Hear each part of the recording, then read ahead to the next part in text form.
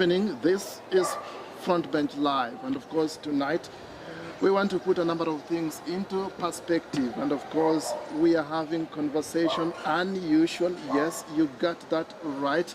If it is unusual, we are talking about politics, current affairs, state of the nation, and of course let's discuss youth and unemployment. That is something worth talking about. And of course I have best tag team ever. Going controversial, we don't mind doing that because it's our nature, talking about truth, and that's when we try to uphold the core value of journalism, nothing less, nothing short. So sit back, relax, start tweeting at Ongara Samson 1 at In Christ TV, the hashtag Frontbench Live, and Frontbench Live begins tonight. Like I told you, I have best tag team ever. We are going to talk about politics tonight. Don't worry, it's gonna be candid, it's gonna be transparent, and on my immediate right I have somebody helping me to actually dissect the virtues or what it takes to be a leader. I'm talking about Mr. Peter Kingori, I beg your pardon, who is the director from Center for Character and Leadership. Get it right? Yeah. And of course, my immediate right, you must have seen him somewhere. This is not the first time, but a face is repeating itself for a number of times. But the first time on Front Bench, it's gonna be all about him, if you like, depending on how you want to put it. We probably gonna have that conversation right now. Mr. Ken Olango, who is also a director, and something that is really interesting about him, we are probably or literally talking about is he is a leader and also an aspirant, Kayole South. This is the things that we want to talk about. So without wasting much time, I want to give you just 1 second, gentlemen, just to probably say a word or so, and then we just kick off. I'll start with you because this is the first time, of course, you're first time on Front Bench. Thank you very much, viewers, and thank you very much, Sam, for inviting me here, at least to say one or two, have a conversation on the Front Bench. For sure, it has been a while. And welcome back. Thank you. Peace expressed it. Thank you. Thank you so much. But you know, I like corrections. You started by saying, I don't know, I'm an aspirant. I'm not an aspirant, my friend. I'm a candidate. I am a candidate. You are a candidate. Yes, in Kayole South. I'm a candidate. Yeah. Governor, forgive us. Yes. So I just want to say that I'm here and I'm very ready to be grilled. And I want to see how far you go. Thank you very much. All your thoughts. Yes. Mr. Peter, you want to say a word also? Hello, viewers. Thank you very much, Sam, and the management of ICT Television for inviting us today to discuss about the Kenyan politics. And we are so grateful for this opportunity. Yeah. Thank you so much. So, we want to start this conversation first by just going down memory lane. We are not going to take much discussing this, but we had a conversation last time and we were just trying to, you know, digress the current dynamics in politics, if you like. But something that interests me the most, if you look at the trends in Kenyan politics, they tend to remain the same in terms of who are we maybe looking at in terms of who is vying or what have you. But before we get there, let's start by just trying to review the current government. It has been like about 9 years, and this is their last year. They are just finishing, going home, and they had amazing plans in terms of, let's talk about the Big Four agenda, and also like the things that they have done. There are some things that are remarkable, recommendable. Do you by any chance feel like there is a gap that is left, that there are things that they have not actually accomplished as the government? I'll go with you first. Okay, thank you very much. I have to say and appreciate the fact that we as Kenyans, we have been very lucky to be in this country. A great country called Kenya. It is a country that so many people are yearning to be in. We have seen so many countries even going to wars, going even to civil wars. But we are lucky, we have been held together by our leaders through the hands of God. And Jubilee government has been there for the 9 years. The first term, first 5 years, was somehow chaotic. The second term was somehow still chaotic, but with some little improvement. This is a government that got everything running from the late President Mwai Kibaki. The economy, where he got the economy from Kanu, and everything is like had fallen down. But they brought everything back to normal. You could see so many roads being done. Like we have a very good example just in our neighborhood here. We have Thika Highway, which some people thought could not be possible. Education. This great man made sure that we had a free primary education. And he did a lot. The Jubilee government was supposed just to move on with what had been started by the NAC administration. But unfortunately, a lot of corruption. Unfortunately, a lot of corruption has been evident according to where you are heading to. I just wanted to hold your thought a little bit. I'm coming back to you. Let me bring you really quick in this conversation by trying to evaluate whatever has been done. So many people have been talking about the previous government, that is the government of the late His Excellency Kibaki. And one thing that we can actually identify from that kind of government that people still talks about is a steady economy. How do you evaluate the current economy that we have? Everybody is talking about unstable economy, and what went wrong? I would say that, and thank you very much. I would say that the Jubilee government, under the leadership of President Uhuru Kenyatta, they had very big vision for this country under the Big Four agenda. And we all know them.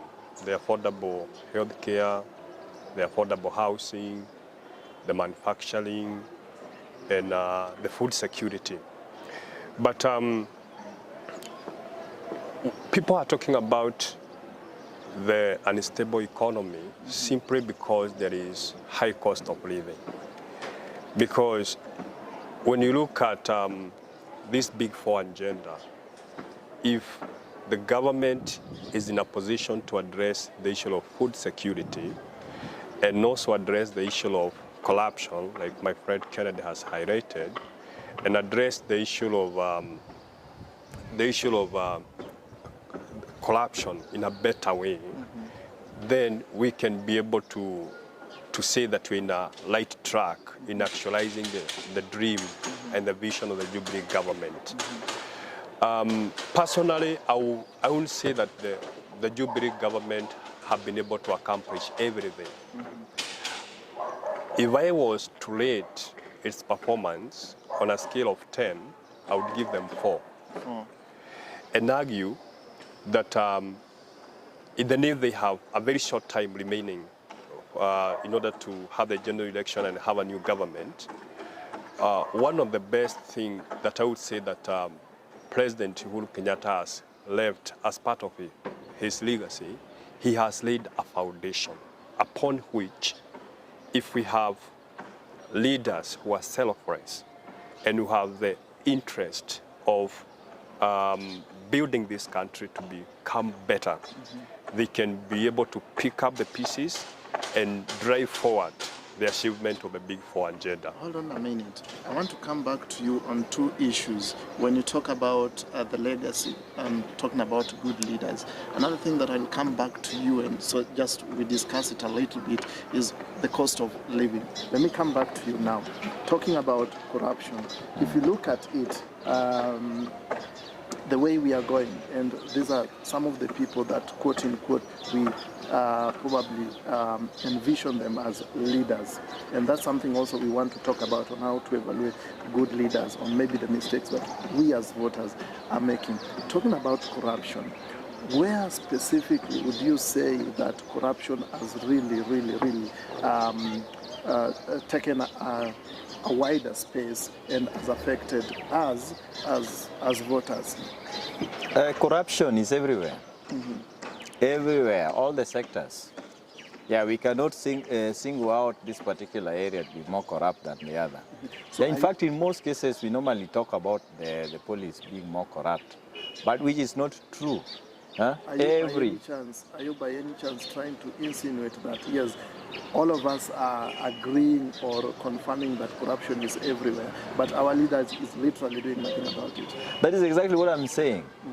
Corruption is everywhere. In fact, starting even from the media. Yeah, from you people, very corrupt. You are vying. Yeah. You are vying. As Kayole South, a member of County Assembly, Yeah. what would you want to do different? I think it is also not in order. You keep on cutting me from expressing myself. I'll give you time. Yeah. When we talk about corruption, my friend, you know, dogs cannot be corrupt. Cows cannot be corrupt. It is human beings that are corrupt. But you see, each and every now and again, people they corrupt their ways even into the system. They corrupt their ways into the leadership. They corrupt their ways even to businesses. But once you have something in your pocket, you are being sanitized, even by the courts. Yeah, even the courts are so corrupt. Yeah. So whoever will be taken to court and maybe some action is taken, that is somebody that has got nothing in the pocket. Such a person will be seen to be corrupt. But real people that are so corrupt, normally they go scot-free. Yeah. So corruption has taken a tall order, even in areas where we should not have any form of corruption. Something like education sector. This is an area that produces pilots. This is an area that produces doctors. This is an area that produces teachers. They produce even the lawyers, politicians. This is the area that has now become very corrupt. People literally buy results. People buy grades. So, and it doesn't give that child that really deserves to do a particular course a chance to do it. Yeah, because of corruption. So corruption is a big issue in our country, and I believe that with the government that is going to come in place, headed by Raila Amolo Odinga, I believe that is a government that is going to be in place, then and assisted by Martha Karua. It is going to be a thorough government. It is going to be like that government of NAC. It is going to be the same government. So those that are corrupt, I think their days are numbered. Okay. Yeah. I think you've debated really well on that particular matter, but I still want to come back to you on the same topic. But before then, let me just borrow your opinion on what he is saying. Are you trying to be in agreement with what he's saying, or what is your opinion concerning his sentiment? I would say that the way he has put it, corruption is everywhere. People even, he said that people buy grades, but even people buy jobs. Yeah, you go for an interview, but the human resource team have already decided who will take that position. And here we have so many graduates with their certificate, and they are all lining up for the interview, waiting to be interviewed and get the job. But someone somewhere went behind the door, presented some token, and it has already been decided. So I think in the leadership of this country, we really need leaders who will be able to overcome the integrity test. Because That's why we have the chapter of leadership and integrity in our constitution, so that we can have people who can defend the constitution, and at the same time, we can have people in leadership who are able to root the corruption, because I would say that it is embedded within the system. And unless corruption is uprooted within the system, and when you talk about the system, it's not just within the government system, even in the private sector, even in the churches, unless we uproot that seed, by having people who are able to rise above the integrity test, then we'll not be able to take this country to greater height of peace and prosperity. Thank you for your opinion. Guys, this is Front Bench Live, and of course, keep your comments coming. In case you have a question for these two gentlemen, it's going to be fun. Do send them on the number scrolling on your screen, and of course, keep tweeting at Ongara Samson 1, RN Christ TV, the hashtag Front Bench Live. Front Bench Live actually begins to where we started.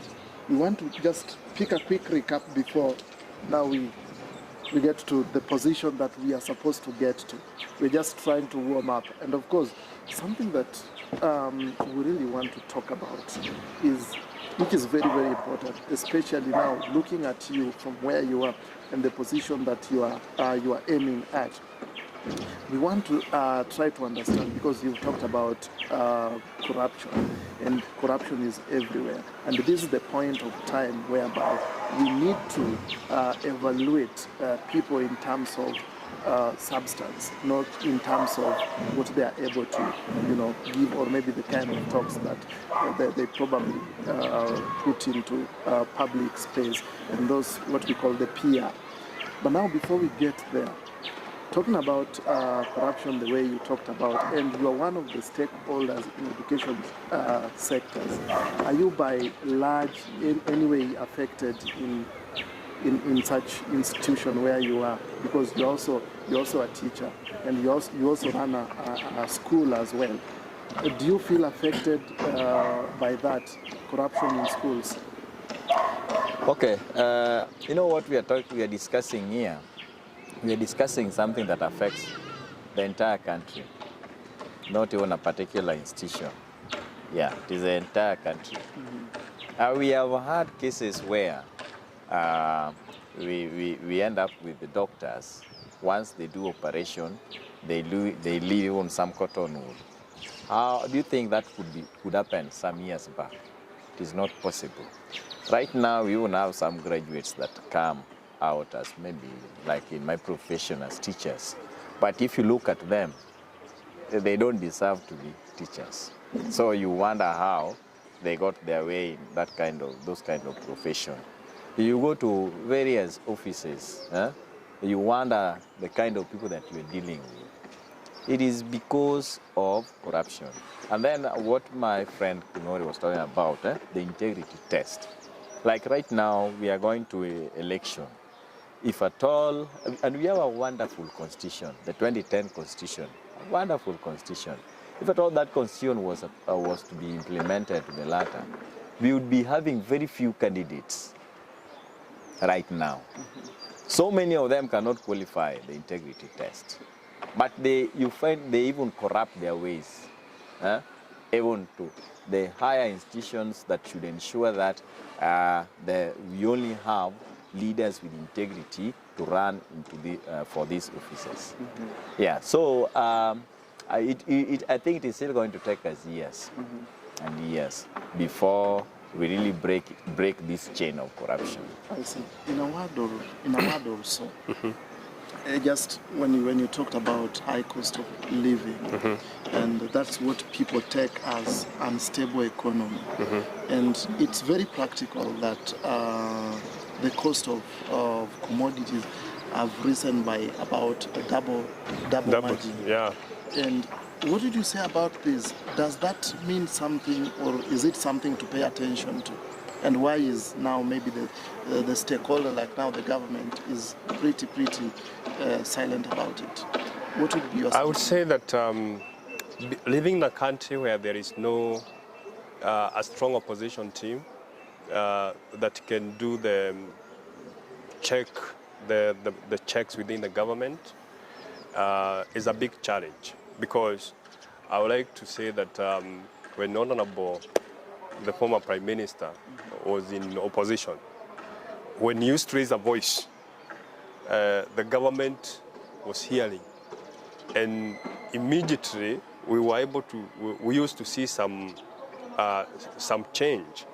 But in the current political environment, even if there is high cost of living and the price of commodity have risen by 100% or 80%, no one is raising the voice on behalf of Wajiko. So Wajiko is suffering silently, yet Wajiko will be hiring someone in August to go to an office. Can we have, I would say that this is a season that Wajiko should become more enlightened and see that the people who are there, no one is talking about his or her issues. His or her issue, no one is addressing about the high cost of living. So when people will be casting their votes, including those who will be electing my friend here, they should do it wisely. They should do it wisely and elect people who will be able to deal with the issues of the ordinary mwananchi, including the vulnerable groups that are living in slums. Because I've been arguing that in the current economy, people who are earning less than 500 per day, they're just surviving by grace. I would say they are surviving by grace. Yeah, it's tough for them. Because if you try to plan for that money, you buy for commodities, you pay school fees, you pay the house rent, it's not enough. In fact, some of them are listed in CRB. So who is addressing their needs?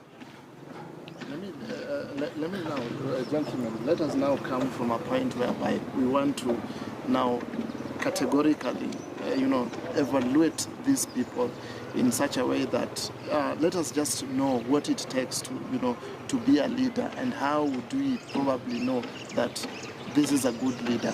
Because one thing that happens, that the same people, if you look at the political dynamics in Kenya, it has ever been the same people, same promises for over a long time. But you realize that at the end of their term, the promises still actually carry on, like we're gonna do this, we're gonna do this, we're gonna do this. But do you really think, from where you sit, is a mistake that we make as voters, or we are just being taken around for a ride for any reason? I'll start with you for this matter. I would say that I wouldn't say that 100% is the same people, because when I look at the way things are being, the way some changes that are taking place within the political system, there is the element now, the issue of gender inclusivity. And that's why we are having a running mate with a deputy running mate who is of a different gender. That has not been there actually, especially at the top contestants in the general election. But having said that, the common mwananchi should think first before he casts his vote. But the big problem, we still have people who go aloud and buy the voter's card. So, and it goes back to the issue of corruption that my colleague Fred here is talking about. Because of the issue of the high cost of living, most Kenyans are not able to decide by themselves. There is that element of making decisions. This is the person that I'm gonna elect to serve me in my constituency and to serve me as a president of the country. But when there is the element of manipulation by some token, then we end up electing the wrong people.